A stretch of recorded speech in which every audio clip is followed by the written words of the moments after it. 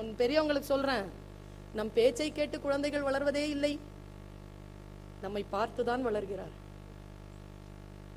நம் பேச்சை கேட்டு வளர்வதில்லை. அப்ப நீ அப்படின்னும் போய் படி. அப்ப நீ பக்கத்துல உட்காரு, இல்ல நீ வேற ஏதாவது படி. நீ டிவி பார்த்தேன்னு வச்சுக்க, நான் பார்ப்பேன். நம்மளதான் பாக்குது. நம்முடைய அசைவுகள் அவர்களை மிக ஆழமாக பாதிக்கின்றன. என்னமோ கடவுள் நமக்கு கொடுத்தது. ஆனா டீச்சர்ஸ் ஆர் கிரேட்டர் தேன் டாக்டர்ஸ்ங்க. நான் இத டாக்டர்ஸ் அசோசியேஷன்லயே மாநாட்டிலேயே சொன்னேன். Teachers are greater than doctors. ஏன்னா ரெண்டுமே நோபல் ப்ரொஃபஷன் தான். ஏன்னா அவங்களுக்கு நோயாளி காசு, நமக்கு இந்த மாதிரியான நல்ல ஆரோக்கியமான புத்திசாலியான குழந்தைகள் காசு. ஆரோக்கியமான குழந்தைகளோட டீல் பண்றது இருக்குல்ல, it's a blessings. It's a blessings. குழந்தைகளே, நீங்கள் தைரியமாக இருங்கள். விஷயங்களை, வாழ்க்கையை மிக நிதானமாக அவதானியுங்கள்.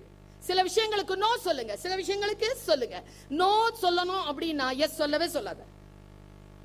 எஸ்ன்னு சொல்ல விருப்பமா, நோ சொல்லவே சொல்லாத. பரவாயில்லன்னு சொல்லவே சொல்லாத. தேவைனா எஸ், தேவையில்லைன்னா நோ. கிளியர் ஆயிரு. எதற்குமே அஞ்சாத. புத்தி வேறு, பயம் வேறு. எது புத்திசாலித்தனமோ அந்த புத்திசாலித்தனத்துக்கு அடங்கு. எது பயமோ அதை தூக்கி அடி. இரண்டிற்குமான வித்தியாசத்தை கண்டுபிடி. பல நேரங்களில் வாழ்க்கையில் எது உன்னுடைய இலக்கு என்பதனை கண்டுபிடி. நான் சொல்றேங்க, காசு சம்பாதிக்கிறது இல்ல, மரணம் அடைகின்ற பொழுது. அதுக்கு முன்னாலங்க, ஒரு 20 நாளுக்கு முன்னால எங்க காலேஜ்க்கு வந்த பாலு மகேந்திரா சொன்னாருங்க, பெரிய படைப்பாளி. அந்த ஆளை பத்தி எழுதிக்கிட்டே இருக்கிறாங்க, அந்த ஆளை பத்தி எடுத்துக்கிட்டே இருக்காங்க படங்களை.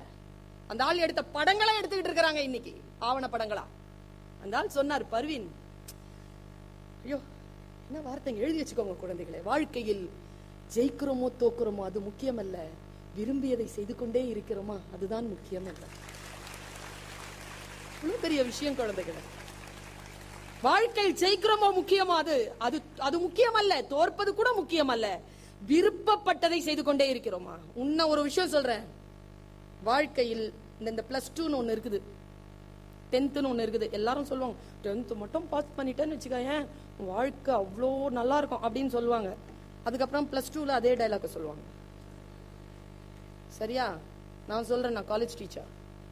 +2க்கு அப்புறமா தான் இருக்குடி உனக்கு வெளியில, அதுக்கப்புறமா தான் வாழ்க்கையை நீ சமாளிக்கணும். இதெல்லாம் சின்ன சின்ன ஒரு விஷயங்கள் தான். பெரிய சூறாவளி எல்லாம் நீ வெளியில் வந்து கடக்க வேண்டும். அதனால் இது பெரிய விஷயம் இல்ல. அதுவும் SSVM மாதிரியான பள்ளிக்கூடத்துல எல்லாம் படிச்சுட்டு ஃபெயிலா போறதெல்லாம் ரொம்ப கஷ்டம். ரொம்ப முயற்சி பண்ணாலொழிய நீ ஃபெயிலா மாட்ட. அதுக்கு ரொம்ப பாடுபடணும். அது பத்தி ஈஸியா ஆன் கோயிங்ல இருந்தேன்னு அவங்களோடயே நடந்துட்டேன்னா ஃபர்ஸ்ட் வந்துடலாம். நடந்தாலே ஃபர்ஸ்ட் வந்துடலாம். ஒண்ணும் எனக்கு ரொம்ப பிடித்தமான ஒரு விஷயத்த சொல்லிடுறேன். எனக்கு டைம் எவ்வளவு இருக்கு, நாம பேசலாம். பிள்ளைக்கு அப்புறமா எங்க வலிக்குதுன்னு தெரியாம வலிக்க ஆரம்பிச்சிருச்சுன்னா, இதுல நம்முடைய வாழ்க்கையினுடைய அடுத்த இலக்குக்கு நம்மை நகர்த்தக்கூடிய விஷயங்களை அவதானித்தல், ரொம்ப ரொம்ப கவனமா அதை பாத்துக்கிறது. பல நேரங்களில் இங்கதான் நம்ம மிஸ் பண்றோம். இந்த மிஸ் பண்ணாம அடுத்த கட்டத்துக்கு நாம வளர்றதுக்கு ரொம்ப ஸ்பெசிபிகேஷனா இரு. ஆட்டிடியூட்ன்றது வேற எதுவுமே கிடையாது. வெறும் பணம் சம்பாதிப்பது அல்ல. டிஃபால்ட்டா அது வரும். அது வேற எங்க போகுது, உனக்கானது உனக்கு சேரும். ஆனால் நீ அவேர்னஸோட எந்த விஷயமான சோம்பல் இல்லாமல் அடுத்த காரியத்தை செய்து கொண்டே போகிறாயா? எந்த ஒரு இடத்துலயும் நிக்கலையா? அடுத்த கட்டத்துக்கு முயற்சி பண்ணிட்டு போயிட்டே இருக்கிறியா? உனக்கு எல்லாம் சேரும். நான் யோசிச்சு கூட பார்த்தது இல்லைங்க, இவ்வளவு உயர்வுகள் வரும். நான் அவ்வளவு உழைத்திருக்கிறேன். காலம், களம், தியாகம், திறம், கொள்கை, இது 5 வச்சுக்கோங்க. இந்த 5 தான் வாழ்க்கையில் நம்மை அடுத்த நிலைக்கு உயர்த்தக்கூடிய 5 விஷயங்கள். இந்த காலம் நமக்கு உதவியா இருக்கணும், களம் அமையணும், திறன் இருக்கணும். ரொம்ப நுட்பமா சொல்ற ஆசிரியர்களை கவனித்துக் கொள்ளுங்கள். குழந்தைகள் மொத்தம் 3 விதம். ஒன்னு திறமசாலி, புத்திசாலி. 3வது கேட்டகரி ஒண்ணு இருக்கு, அது யாருக்கும் தெரியாது. நம்ம நிறைய பேருக்கு அவங்கள அடையாளம் தெரியாது. புத்திசாலி யாருன்னா அடியே வாங்காது, சூப்பரா படிச்சிடும், ஃபர்ஸ்ட் மார்க் வாங்கிடும், பாஸ் பண்ணிடும், போயிடும். திறமசாலி என்ன மாதிரி நிறைய பிரைஸ் வாங்கும். அதுவும் அடி வாங்காது, திட்டு வாங்காது, எப்படி தப்பிச்சுட்டு போகணும்னு தெரிஞ்சிடும். இது ரெண்டுமே தெரியாத ஒரு குரூப் இருக்கும் கிளாஸ்ல. இது 5 இது 5 30. அதான் இந்த 30 பேர் இருக்காங்களா, அவங்க தான் இந்த திறமசாலிகளையும் இந்த புத்திசாலிகளையும் நிர்வகிக்க போகிற நிர்வாகிகள். அவங்கதான். அவங்கள சாதாரணமா இட போட்டுறாதீங்க. ஸ்கூலுக்கு பேர் வாங்கி கொடுக்கறதெல்லாம் அந்த 10 தான். ஆனா பேர் வாங்கி கொடுக்கறவங்களை வாழ வைக்கிறது அந்த 30. உங்களை நீங்கள் மிக மிக நிதானமாக அடுத்த கட்டத்திற்கு எடுத்து செல்லுங்கள். இன்ஃப்ளூயன்ஸ் ஆகாதீங்க. எதுக்குமே இன்ஃப்ளூயன்ஸ் ஆகாத, இன்ஃப்ளூயன்ஸ் ஆகாத. எப்படி இருக்காங்க பாரு, எவ்வளோ அழகு, எவ்வளோ பேச்சு, எவ்வளோ பாட்டு, அப்பா சான்ஸ். யாரே அப்படி பார்க்காத. யாரையாவது இப்படி பார்த்தனா அவங்க வளர்ந்துகிட்டே போவாங்க, நீ இங்க தான் இருப்ப. புரிஞ்சுக்கோ, ஏன் இவங்க இப்படி வராங்க, இவங்களுக்கு பின்னால என்ன உழைப்பு இருக்கு, எதுக்காக இவங்க இப்படி பண்றாங்க. Just understand. அந்த அந்த அண்டர்ஸ்டாண்டிங்ல அடுத்த கட்டத்துக்கு போ. யார்கிட்டயும் போய் ஆட்டோகிராஃப் வாங்காத. பெனன்ஸ்ல இரு. உன்கிட்ட அந்த மாதிரி ஒரு வாட்டி யாராவது வந்து கையை நீட்டணும், நீ ஆட்டோகிராஃப் போடணும். வெயிட் பண்ணு. பாருங்களேன், branded watch, branded watch, branded phone, branded shoe. நான் வந்து மைக்கேல் கோட்ஸ் போட்டு வந்தேன்னா, ரேடோ போட்டு வரேன் பெரிய. ஓ, உங்க பிராண்ட் என்ன? அந்த பிராண்டால எனக்கு பெருமை. நான் ஆடி கார்ல வந்து இறங்கினேன்னா ஆடி காரால எனக்கு பெருமை. அது இல்லைங்க வாழ்க்கை. நான் வந்து இறங்குறதுனால அந்த காருக்கு பெருமை வரும். நான் போட்டுட்டு இருக்கிறதுனால இந்த வாட்சுக்கு பெருமை வரணும். அந்த மாதிரியான வாழ்க்கை வாழ்வதற்கு வேற எதுவும் வேண்டாம் குழந்தைகளே. Just observation. அப்சர்வ் பண்ணு, எல்லாரையும் அப்சர்வ் பண்ணு. எதையும் கடந்து போகாதபடிக்கு விழிப்புணர்வினுடைய உச்சத்தில் இரு. அதனால தான் கவிதை படிக்க சொல்கிறேன், அதனால தான் கவிதையை வாசிக்க சொல்கிறேன். நாம எங்க கவிதை வாசிக்கிறோம், எங்க பாட்டு நமக்கு புரியுது. அந்த பாட்டு புரிய வேண்டிய அவசியமே இல்லையே. 2 வார்த்தை வச்சிட்டு இருக்கிறீங்க. So what? Why not? So what? டேய் இந்தடா உனக்காக தான். ஓகே, சந்தோஷமே வராதா? முகம் அப்படி கண் திறக்காதா? உங்களுக்கு எப்படி தெரியல மேடம், நான் எனக்கெல்லாம் இந்த கிளிப்பு ஒன்று வாங்கி கொடுத்தாங்க சின்ன வயசுல. அடுத்த நாள் ரம்ஜான், எப்போடா வீடியோன்னு தலகாணிக்குள்ள வச்சு தூங்கிட்டு இருக்கேன். அது கூட ஒரு புது பிரஷ் வாங்கி கொடுத்தாங்க பல் தேய்க்கிறது. அப்போதான் நான் ஃபர்ஸ்ட் பல் தேய்க்கிறேன் பிரஷ்ல. அப்படி வச்சு தூங்குறேங்க. எப்படா வீடியோ, நாமளும் பிரஷ் பண்ண போறோம் காலையில. தெரியாதுங்க எனக்கு நைட்டு கூட பிரஷ் பண்ணலான்னு. என்ன இன்னசென்ட் அது. அதிலிருந்து இங்க வந்திருக்கிற நான் வேற ஒன்னும் காரணம் இல்ல. Observation, just watch. எல்லாத்தையும் பாரு. B proactive, don't be reactive. ஏய் கார்த்திங்க வாய அப்படின்னு போனா ரியாக்டிவ், என்ன அப்படின்னு கேட்டானா ப்ரோஆக்டிவ். அவ்வளவுதான். B proactive, don't be reactive.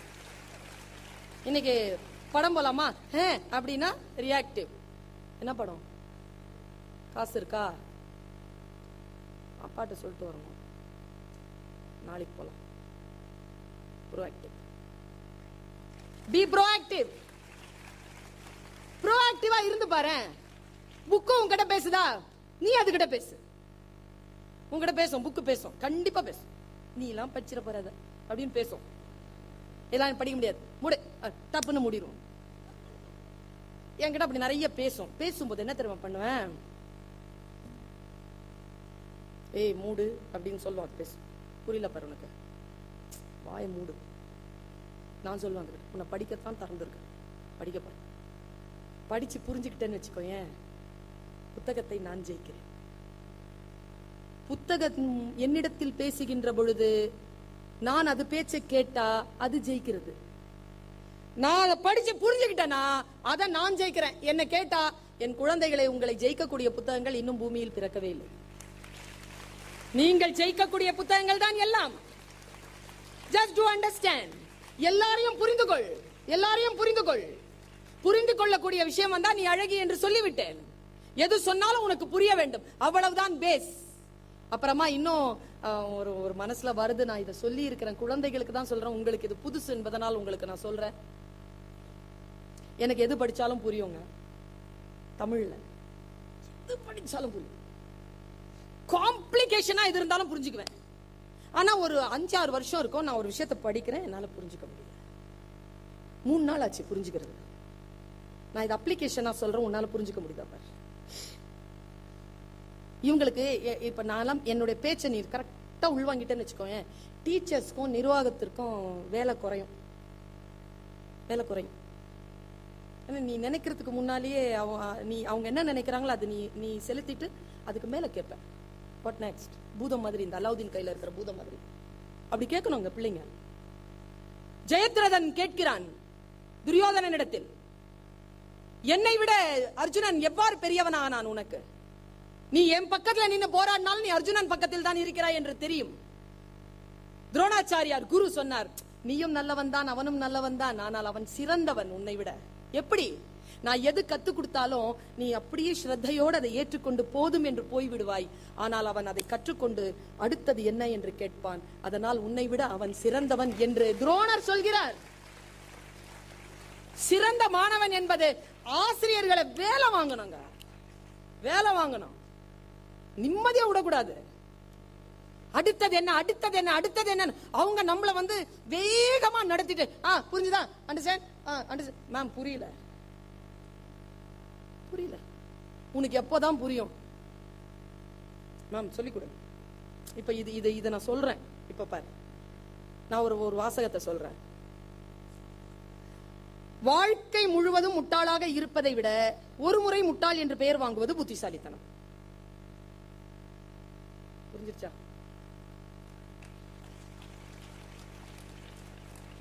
இப்போ இது மைக்கு எனக்கு தெரியல, நான் நேரா மோகன்தாஸ் சார் கிட்ட வந்தேன். சார், நான் பேசும்போது கருப்பா ஏதோ வைக்கிறாங்க சார். அப்படிலாம் வைக்க மாட்டாங்க மேடம். இல்ல சார், வைக்கிறாங்க சார். அது கொண்டலாம் மாட்டாங்க சார். அப்பதான் சார் அது கேக்குது. மைக்கையா சொல்றீங்க? தெரியல சார், எனக்கு அது என்னன்னு சொல்லி கொடுங்க சார். உங்களுக்கு மைக்னா என்னன்னு தெரியாது மேடம்? தெரியாது. உடனே ஸ்ரீ சாய்லமுக்கு ஃபோன் பண்ணி, என்னையா ஸ்பீக்கரை கூட்டு வந்திருக்க, மைக்னா என்னன்னு தெரியல அந்த அம்மாக்கு, உலகமெல்லாம் போகுது, என்ன மேடம் இப்போ எனக்கு சொல்லித்தாங்க சார். அது என்ன? முட்டாள் மேடம் நீங்க, உட்காருங்க மேடம் சொல்லிட்டு ஒரு 3 நிமிஷம் எலக்ட்ரான் புரோட்டான் அப்படின்னு சொல்லி தந்தார். கத்துக்கிட்டு வந்துட்டேன். இப்போ பார், மைக் என்றால் என்ன என்று தெரிந்து கொள்ளாமல் வாழ்க்கை முழுவதும் முட்டாளாக இருப்பதை விட ஒரு முறை முட்டாள் என்று பெயர் வாங்கி கொண்டு மைக் என்றால் என்ன என்று தெரிந்து கொள்வது புத்திசாலித்தனம். இவ்வளவுதான். உன் கிளாஸ்ல ஏதாவது சொல்றியா மிஸ், டவுட் +1லயே தெரிஞ்சிருக்கணும். +2 வருது, இதோ 3 மாசம் தான் இருக்கு, இன்னும் தெரியலையா உனக்கு? முட்டாளே, பரவாயில்ல சொல்லித்தான். அவ்வளவுதான். ஸ்டாஃப் ரூம்க்கு வா, வரேன் சொல்லித்தா. உன்னை பிராக்டிக்கல் எழுத விட மாட்டேன், என்ன கலாட்டா பண்றியா?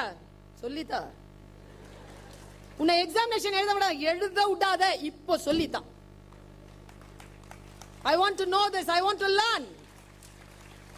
கல்வி அறிவை பெற்றுக் கொள்வதற்கு எதையும் தடையாக கொள்ளாதீர்கள் குழந்தைகளை.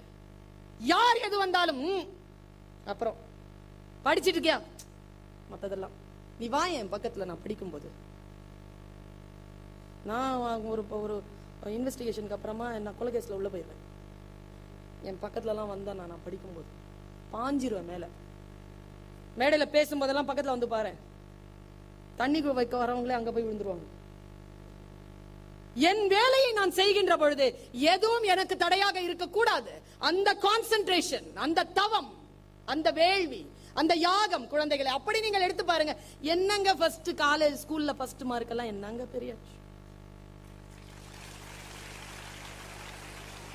நான் இன்னொரு விஷயம் சொல்றேன், நிறைய மார்க் வாங்குற மாதிரி எல்லாம் படிக்காத. ஐயோ வயித்தால அடிச்சுக்கிறாங்க. நிறைய மார்க் வாங்குறதெல்லாம் படிக்காத. நல்லா படி, நல்லா படி. உண்மையா சொல்றேன், நல்லா படி. நிறைய மார்க் வாங்குறதெல்லாம் அப்புறம் பாத்துக்கலாம். நல்லா படி, எந்த சப்ஜெக்ட்னாலும் நல்லா படி. அதுல டவுட்டே இல்லாதபடி படி. கொஸ்டின்லாம் அப்புறம் பாத்துக்கலாம். அந்த எக்ஸாமினேஷன் எங்க போகுது? என்ன கேட்டா எக்ஸாமினேஷன் அன்னைக்கு தான் நான் புது ட்ரெஸ்ல போவேன். எந்த என் பர்த்டேயோ என்னுடைய ரம்ஜானோ என்ன யாருன்னு இந்த உலகத்துக்கு சொல்ல போதா என்ன?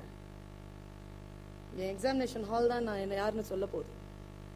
நான் எவ்வளவு பெரிய பேச்சாளரா இருக்கலாம் குழந்தைகளே, அது முக்கியம் இல்ல குழந்தைகளே, அது முக்கியம் இல்ல. பல்கலைக்கழகத்திற்கு கீழே இருக்கக்கூடிய ஒரு கல்லூரியில் நான் பேராசிரியராக இருக்கிறேன் என்பதுதான் என்னுடைய பெருமையை தவிர பேச்சாளராக இருப்பது என்பது என்னுடைய பேஷன். என் கல்வியால் நான் பெற்றுக்கொண்ட அந்த பதவி இருக்கு இல்லையா, அந்த ஆசிரியர் பணி இருக்கு இல்லையா, அது நீ நீ உன்னுடைய இலக்கை நோக்கி அப்படி போ. 15 வயசுல இருந்து 25 வயசுக்குள்ள என்ன செய்வியோ வாழ்க்கை முழுக்க தான் செய்வ. இப்போ டிசைட் பண்ணு நீ என்னவாக போறன்னு. ரொம்ப மிக மிக கிளியரா, மிக ஆழமா ஸ்பெசிபிகேஷனோட இரு. அந்த ஸ்பெசிபிகேஷன் உனக்கு வந்துருச்சுன்னா உன்னை ஜெயிப்பதற்கு இந்த உலகத்தில் யாரும், you are unique. You know that you are unique. ஏன் தெரியுமா? இந்த உலகத்தில் இறைவன் குப்பைகளை எறிவதில்லை. குப்பைகளை இறைவனால் எரிய முடியாது. நீ இருக்கிறல்ல, உன்கிட்ட தான் நீ இருக்கிற. 1200 கோடியில உன்கிட்ட இந்த சுண்டு விரல் இருக்குல்ல, உன்கிட்ட மட்டும் தான் இருக்கு. இந்த உலகத்துல யாருக்கிட்டையும் இல்லை. உன்கிட்ட ஒரு பீயிங் இருக்குல்ல, அது உன்கிட்ட மட்டும் தான் இருக்கு. You are unique. Don't compare your self with anybody. It's a greatest insult என்று சொல்லுகிறான் Hitler. Don't compare yourself with anybody. You are unique. நான் ஒரு பாட்டோட முடிச்சுக்கிறேன்.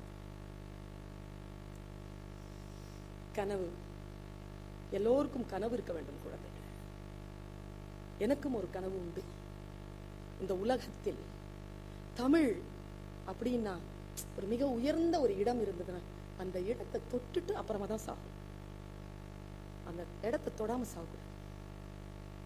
கடவுள் நம்மை படைத்து இருப்பது அந்த எல்லையை தொடுவதற்கு தான்.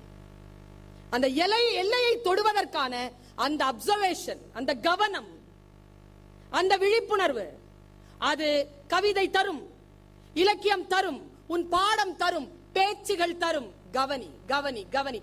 என்டர்டெயின்மெண்ட் கட் பண்ணு, டைம் பாஸ் கட் பண்ணு.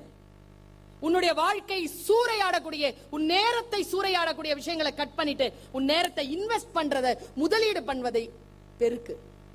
Just invest your time. Don't waste your time. Don't waste your time. Just invest. எப்படி இன்வெஸ்ட் பண்றது? Observation and clarification. ஒரு கிளாசிபிகேஷன். எதுவா இருந்தாலும் ஒரு கிளாசிபிகேஷன் இருக்கட்டும், ஒரு கிளாரிட்டி இருக்கட்டும். உனக்கு என்ன வேணும் அப்படின்னு கேட்டா என்ன கேட்டீங்க? உனக்கு என்ன வேணும் சொல்ல தெரியுதா? யாருக்கா சொல்ல தெரியுமா? உனக்கு என்ன வேணும்? உனக்கு என்னெல்லாம் வேணாம்? அதெல்லாம் பெரிய லிஸ்ட். என்ன வேணும்? என்ன வேணுங்கிறத இன்னைக்கு நைட்டு போய் தூங்குறதுக்குள்ள உன் டைரியில எழுதி வை. இதெல்லாம் எனக்கு வேணும். எதெல்லாம் உன்கிட்ட இருக்கு எழுதி வை. எதெல்லாம் வேணும் எழுதி வை. பாசிட்டிவா எழுதி வை. பாரதியினுடைய ஒரு பாட்டோட நான் ஆரம்பிச்சேன், பாரதியினுடைய ஒரு பாட்டோட முடிக்கிறேன். பாரதி கவி பேரரசு சொல்வார், வைரமுத்து சொல்வார், அது எப்படி எட்டயபுரத்தில் மட்டும் ஒருத்திக்கு நெருப்பை சுமந்த கருப்பை.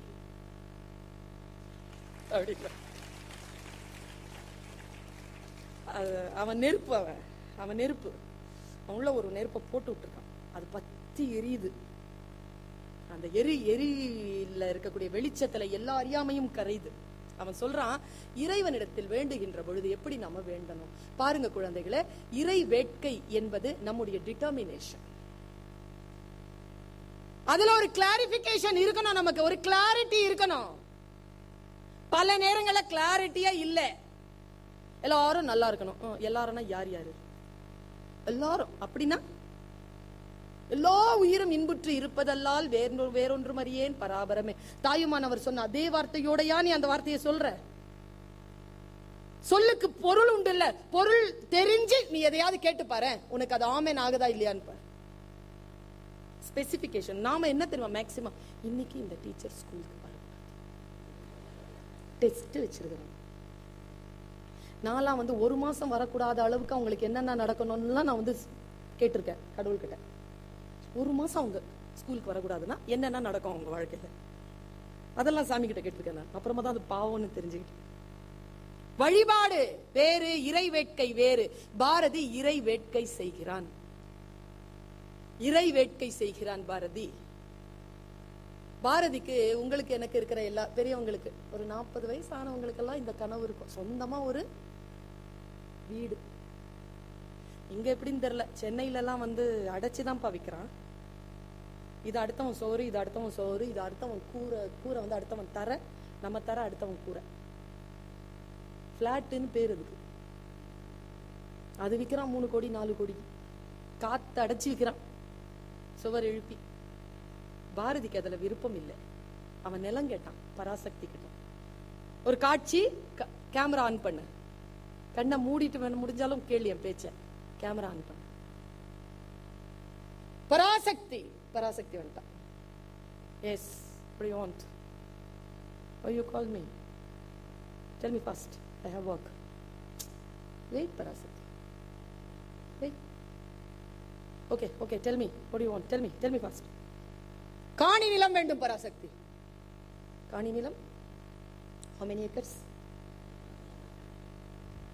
1.25 ஏக்கர். Okay, sanction. வெயிட் போவாது. வேற என்னடா வேணும்?